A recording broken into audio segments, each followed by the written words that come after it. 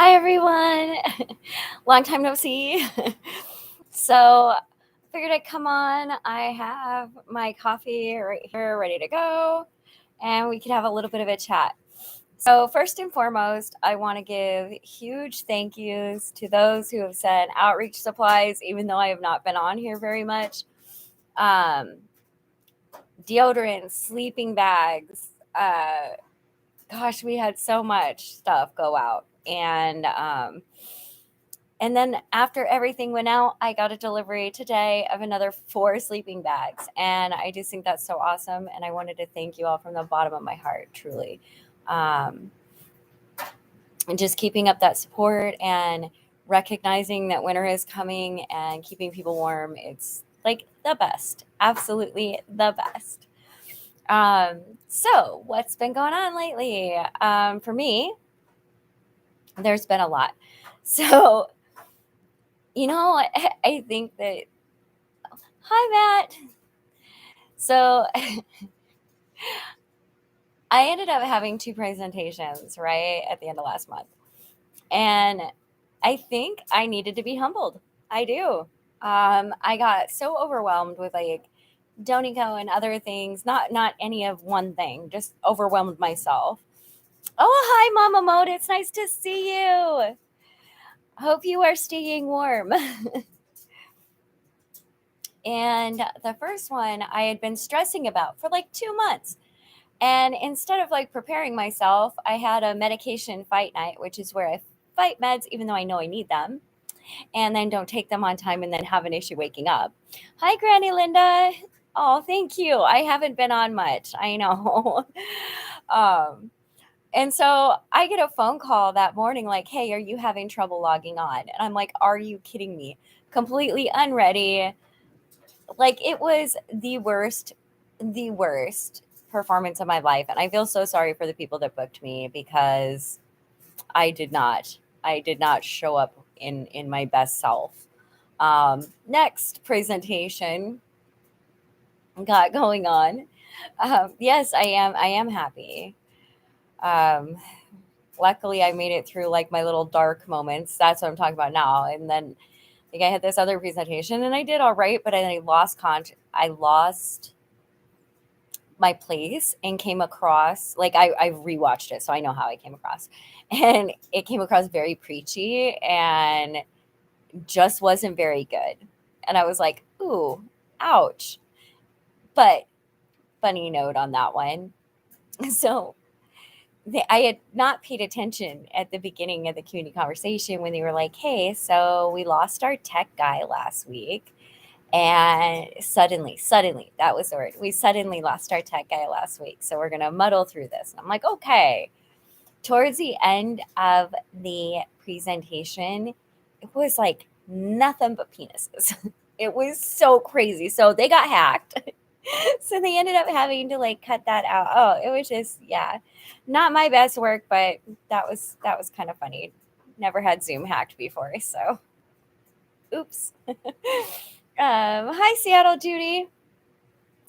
So, other than that, super exciting news. Marta from Office of Civil Rights, she had put together like this whole thing where we went and, oh, hi, that one girl, where we went and picked up a bunch of supplies. So, she did an event where everybody had to bring something for the unhoused. So, when they went, we just stood there and we just got handed like bags to take out. So, mutually, it's getting that out to the unsheltered. And my load from my house went out to Pierce County to the unsheltered, mainly because that was the mutual aid that was ready to distribute at that time. Matthew J. Evans.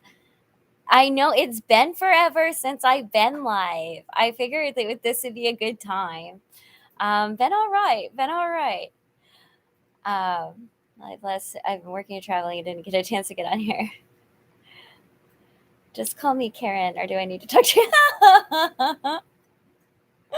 you? That's funny. And so, yeah, we got a bunch of supplies out. Super excited about that. Laura from Seattle Dogs is really, really going through a hard time. And so I've been trying to just be as supportive as I possibly can with her.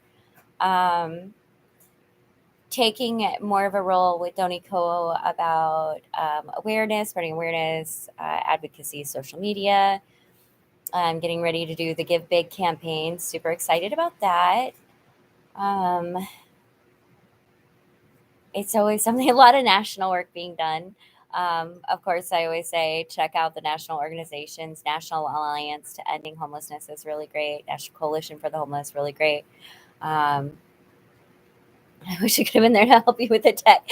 I was taken aback. It was on it. Okay, so I'm not gonna lie. Like, I know I should have been horrified, but I went off camera to start laughing. Like, everything's always so serious, and it definitely was inappropriate, but somebody apparently somewhere was having some feelings about something and decided to like come on a conversation about harm reduction. Like, there would have been ones to hack that would have been much more effective in garnering like a severe like reaction. So yeah, I've been doing a lot of educating on harm reduction, about the intersections between human and animal health. Getting ready. Hopefully, we get picked for a presentation. We'll be going to Oakland in March, and we'll be presenting there on One Health and what that is, and yeah, all of that. So super exciting there. Let's see. I'm going to address some comments real quick. Good Lord. I'm in Omaha, and fentanyl is starting to show up at the shelter. Scary. Fentanyl's been around for a minute. Fentanyl's been around for a very long time. The problem, of course, is, and that's why we tell everybody, carry Narcan. Narcan, Narcan, Narcan, Narcan. It saves lives. Right now in the supply, there is also an animal tranquilizer called, what is it called? I forgot the name of it. But it's in, it doesn't respond to Narcan, and so it also suppresses the respiratory system. So we're trying to teach people to never use alone. Always make sure there's just a lot that goes into it. Um, in the spring, congrats. Fentanyl is bad here. No, it's bad everywhere. Yeah, it's in the supply, and it's again highly addictive. I'm trying to think of xylazine. Xylazine is what is being added, and it actually it doesn't matter if it's smoked, inhaled, injected. It will eat through the skin, and it causes, when people go into respiratory arrest from fentanyl, it can also have an impact and then not allow them to be brought back through Narcan. So it's very severe. Um, did I mention a bake sale coming up? No, we don't have any bake sales coming up. Um, that is a great idea, but I think COVID kind of just knocked that out of the park. I am trying to think of ways though, and if anybody on here is like hot on fundraising, like I am looking at ways to put together like events and fundraisers, but most will have to be virtual, of course. Um, on the note of my son, he is using again. But he's also taking care of himself, and he stopped back by. I know he's alive. He's somewhat functional, and he is doing him. So I was able to at least tell him I loved him, and he came by and brought some pizzas and like a piece of cheesecake for me. So I was like, all right, thank you. So we're muddling our way through that one.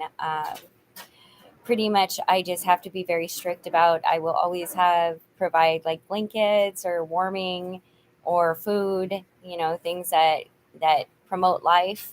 But that doesn't mean that I have to, like I told him, I said that I also don't have to put my own mental state in jeopardy in order to be a supportive person.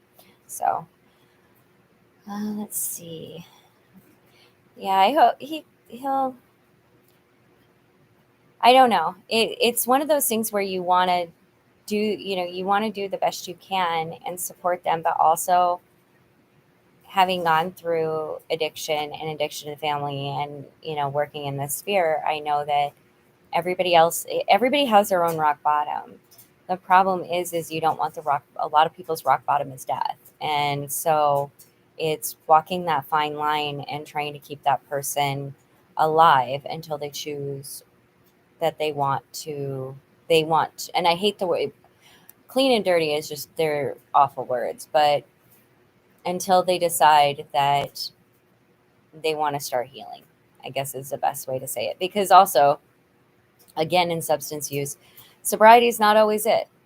That's not for everybody. And I used to think that was it, like the only way, quit everything. And I started looking at just the data on that, and that's not always the case.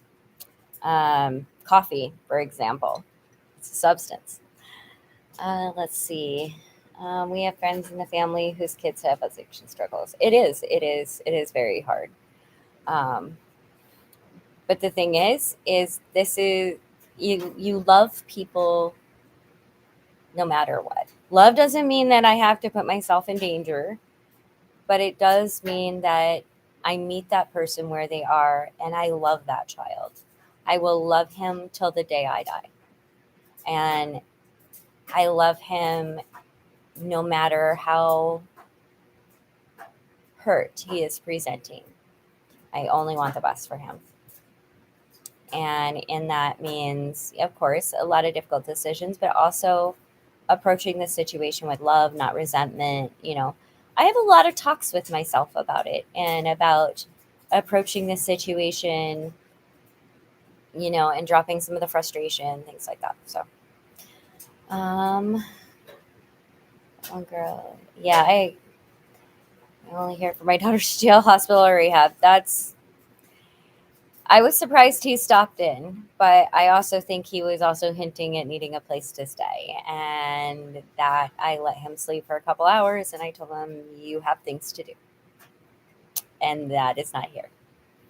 So again, he knows that if he is freezing to death to come here, I will make sure he gets warm. I will provide him with warm and clean clothes. I keep clothes for him here.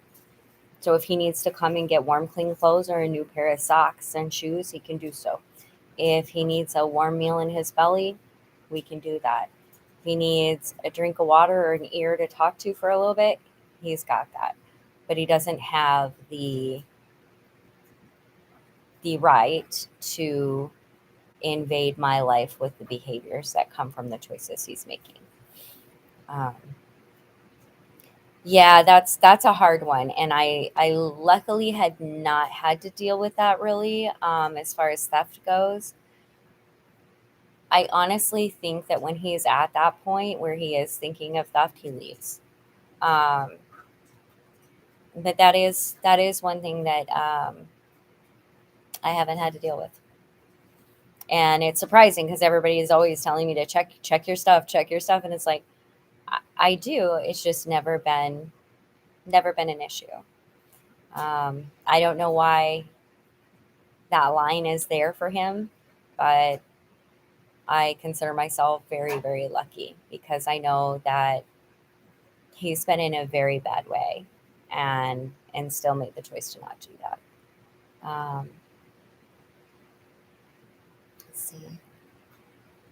Son, I can't have him here. I have a son here. That's another thing, the grandkids. I can't have him here when I have my grandchildren. It's just gotten to the point where he's not willing to be a father. But outside all of that, like those are just things that are happening, right? In the end, that's my child. Now, I don't know what the right answers are, and I would be hard pressed to say that everybody's got the right ones.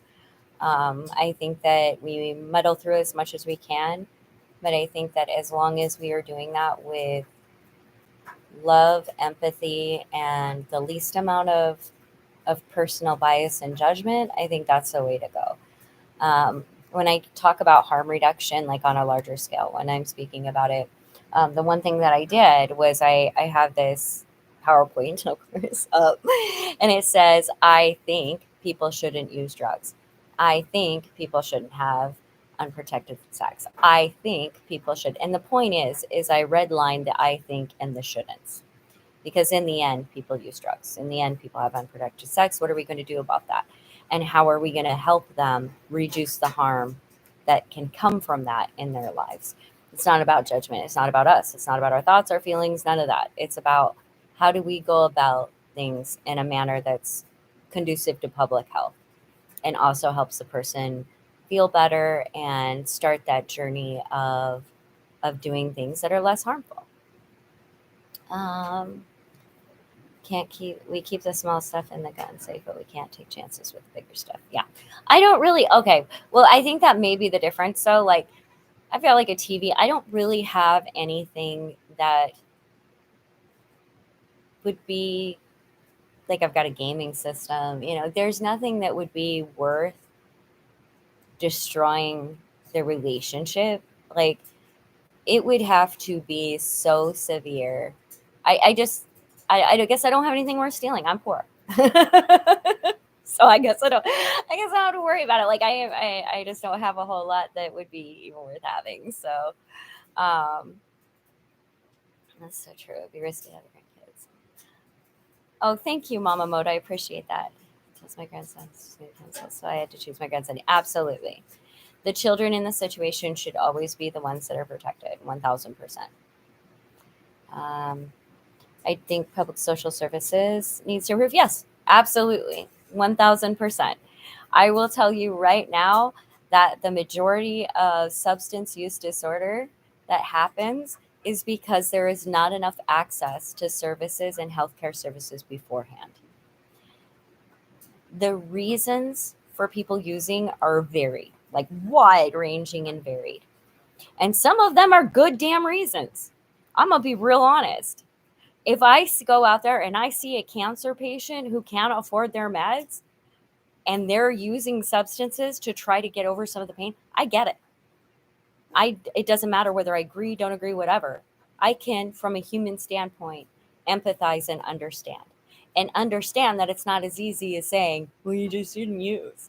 Like there are many things going on. But honestly, access to healthcare is huge, and it's just not there, and we just don't have the services, and it really has been a barrier for many people in getting the care that they needed, myself included. Barriers all over to healthcare. And also there's a huge difference between whether you are wealthy or not in the healthcare that you will receive, whether you are a person of color or not, or black or not. That has a difference in the treatment that you will receive, whether you're a male or a female. Like all of these factors play into, in our healthcare system in the United States, the kind of care that you are going to receive. And it's just heartbreaking because that is such a that's just a gross way to value people. It really is.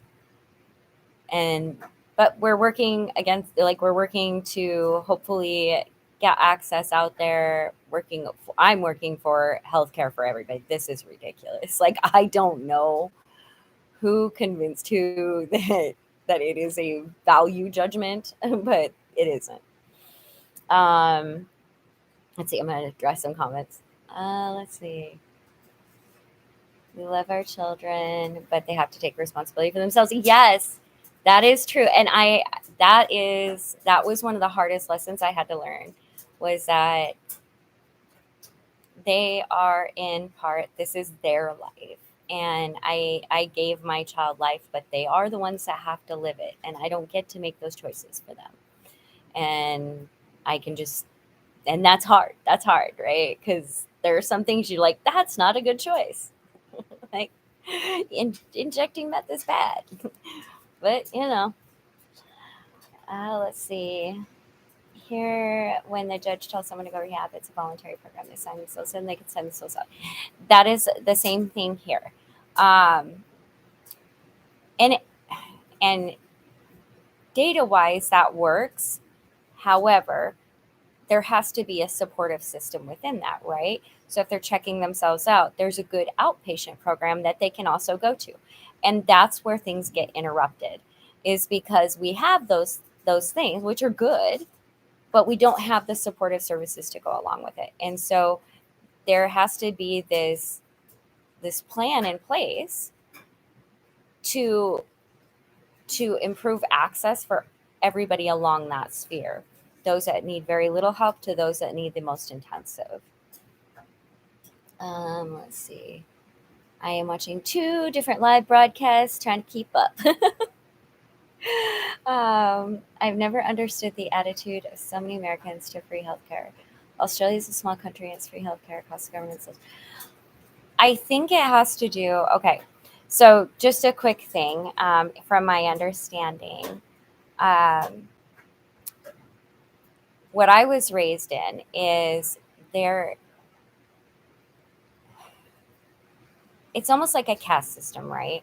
So the way it's looked at, if you are, say you get cancer, diabetes, whatever you get, it's looked at as a detriment to you if anything bad happens to you here, right? So if something bad happens to you, from American point of thought, it must be you, must have something to do with you. Now we're changing that and we're starting to understand social determinants of health and the societal structure in which we live, that when we're tearing apart some of this stuff and this ways of thinking. But for a long time, you would hear people say stuff like pull themselves up by their bootstraps. And honestly, what that saying was from a long time ago to mean something impossible. But lovely United States, we turned that into a tagline for why people are lazy and can't get themselves ahead. And it almost became a value judgment, right? So like my biological mother, she died of acute leukemia. She wasn't offered, she of course was a impoverished heroin addict that mattered very little in the scheme of anything. So she didn't get good treatment, she didn't get access like that. It was prepare yourself to die. That's it. That's the treatment she got. And then when she died, she was, I'm not sure exactly what happened, but I know that they do like a poverty funeral or whatever. um, but our society values lives based on, and it isn't even really how you how much you produce for the economy. It's more about public thought on your value. And there's a lot of things that determine that in our society, from race to disability to all sorts of things. It's a long conversation. Let's see. Oh, just a minute. I think that is actually my firewood and stuff. So I will go and get that real quick. Guys, give me just a second. I am so sorry.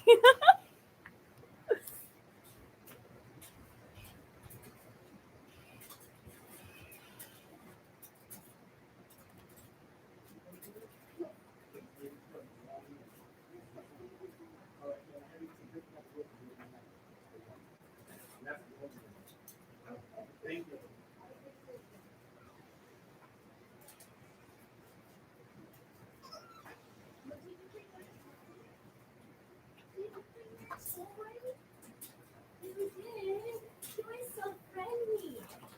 You are such a friendly girl. You are. You are so friendly. Okay, I'm back. I got a delivery of firewood, and Rowan's being the sweetest girl ever. Ro, come here. Show them your toy. Show them your toy. Look. Is that your favorite? Come here. Show your. There's.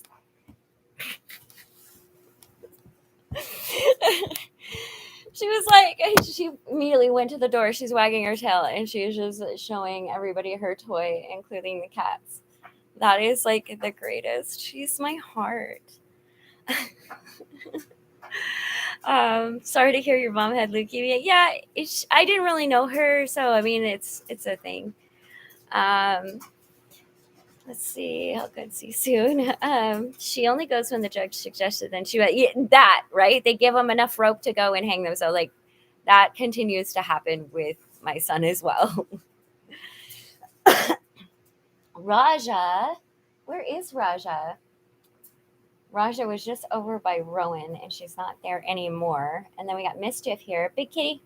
Hey, Missy Mischief. Oh, hi, Raja. No, come here. I was going to show you to people. Come here. Maybe in a butt. Come here. I'm going to grab you. Come here. This is Raja. Raja is not interested in me right now. Can you say hello? Look.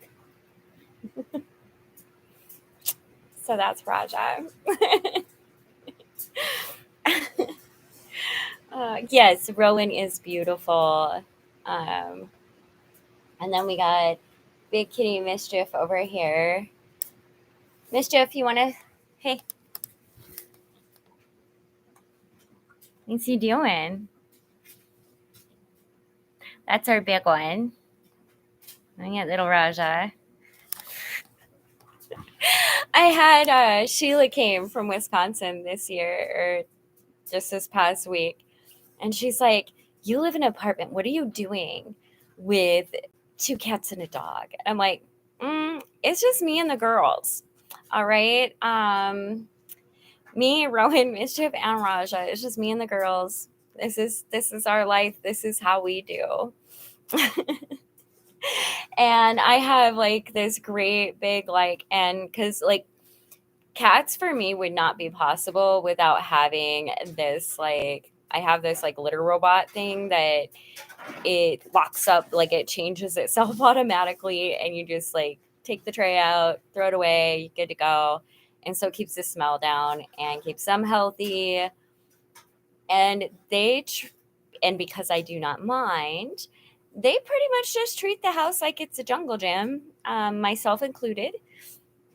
And Rowan tolerates all of us. Rowan's probably the chillest one in the household. The hypest thing she does is chase a toy or go to show her toy or get a good back scratching. She's very chill. Yeah, no, I got excited because it's gonna rain really hard here and it's gonna start getting really cold. So I ordered because my truck is broke. I ordered some firewood because I just want to have a fire, and I have a painting that I'm getting ready to do. And so I thought, see, I've got it all set up here. Hold on. I'll show you. I got it all set up here. So I got a painting going right there, and the fireplace is right there. So I thought it'd be really great to have a fire and just chill with my painting, have a fire going. Just chill with the girls. I have to say, I love my life. I have a pretty good life. Even when I'm because I've been sick a lot the past couple weeks. I don't know what's going on, but I was brutally ill. And even then, just being able to curl up into a warm bed or all of that, it's absolutely wonderful. I'm very thankful. We have no snow here yet. Our passes, we got snow up in the passes, and we're about ready to have what's called this atmospheric river. And so it's gonna dump a crap ton of rain on us, and then 2 days later it's gonna freeze. And so I was explaining to my friend what happens when that happens and why it's so dangerous is because in the mountains all this rain goes in all the little crevices, right, of all the rocks, and which is great. We need the rain, whatever, the trees, but then it freezes, and when it freezes it expands, and when it expands it makes those cracks even more, and so then you've got landslide potential, all this other stuff. it's super crazy, not cool. So any kind of time you have extremes like that, always got a plan. And so we now have like some cold weather shelters opening up. Super excited about that. So we're trying to take care of people. But that's why, like, when I first came on here, I wanted to send huge thank yous because seriously, like, we're pushing out stuff to get people warm. And part of that is the fact that even when I haven't been on here for a long time, you guys still send stuff and to hand out, and it's just like the greatest thing ever. Like, you guys never forget that there's still people out there that are in need, and I just hands out, like, thank you so much, because I'm one of those people that sits there and is like, people are gonna die. I got told the other day I was a downer. I was like, I can see that. It's like, because like part of what I do besides networking and all that other stuff is look at all the factors and then try to figure out where we need to be to avert crisis, disaster, or a widening crisis or disaster. And yeah, so that like it gets me down some really depressing rabbit holes, but that's okay. I don't get depressed by that stuff. Other people do. I do not. For me, it's interesting to know what's going to happen pretty much and be able to know that there are ways to plan around that. So I don't really get depressed or upset by that, but I forget that other people aren't necessarily like that. For me, it's informative. For other people, it's scary. So I do have to be careful with that when in groups of people that are not discussing the same things I am. um it was like summer here today in Ontario, Canada. That's what it was like. Sheila's from Wisconsin, and when she came, it was like 70 in Wisconsin, and it was cold here, like totally crazy flippy weather. That one girl, wood fireplaces here in the Phoenix area is a waste. There's more burn days in the summer. Yeah, we're gonna get rainy cold, which like kind of like settles in your joints and stuff. I don't like. I think that's why I got sick the other day, as I was just like hurting so bad. Is because like when the weather does extreme things for some reason, it does tend to kick off a flare, or I get a little more inflamed than usual, and I end up hurting. Um, let's see, same here in Chicago. Yeah, yes, it's 75, insane for November. I was at that YMCA last week, and they had a homeless cabin on a little trailer. Nice. Those are the tiny homes, and hopefully that's one that's got. They're considered transitional housing. A lot of times they're just like the Home Depot type sheds or pallet structures. Haven't had a fireplace since I lived in Colorado. I have been very lucky that both of the apartments I've lived in this building, like that was my one thing, is having a fireplace. Um, it does something for my mood. I don't know what it is, but just being able to, it yeah, definitely does something for my mood. Hey big girl, what you doing? You coming to say hello or no?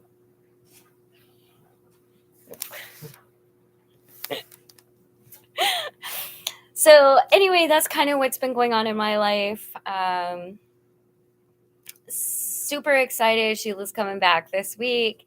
So hopefully we will be going and doing stuff. I am going to do some painting. I'm going to record it though. I'm going to put it on TikTok and then I'll put it on here. Exactly, Granny Linda. Yes, that. Fireplaces in apartments are uncommon here in Sweden. See, I would. It's just like I would get one that like hangs on the wall or something. Like there's something about fire. Yeah, Colorado can get crazy. Montana can too. But that's that thing, right? It's going to just get more extreme. So extreme weather is going to become the norm, and that's what we're going to have to deal with. And so it's just preparing for those things. I happen to know that I hate the cold with a passion. So I do things like getting firewood, and I make sure that I've got everything to stay in for a few days, so I'm not annoyed. Except for I do though go and take Rowan on a really good, like get our blood going a little bit and everything, during the day. Um, Weather shifts get you too, yeah. I don't know why that is. I keep looking for like data on it and I'm not finding a whole lot, but I know for me, I know every time there's like a huge shift in weather that I just don't feel good. We have wood stoves in a lot of houses here. Yeah, I was raised with wood stoves and stuff. And then, of course, living outdoors for a while, became great at building a fire. Thanks for understanding my poor. You definitely do not have poor English, sir. You do not. Um, yeah, I'm kind of over freezing in snow. Like I've got like some snow pants and stuff like that, but I'm not like a huge fan. I prefer just being comfortable all the time.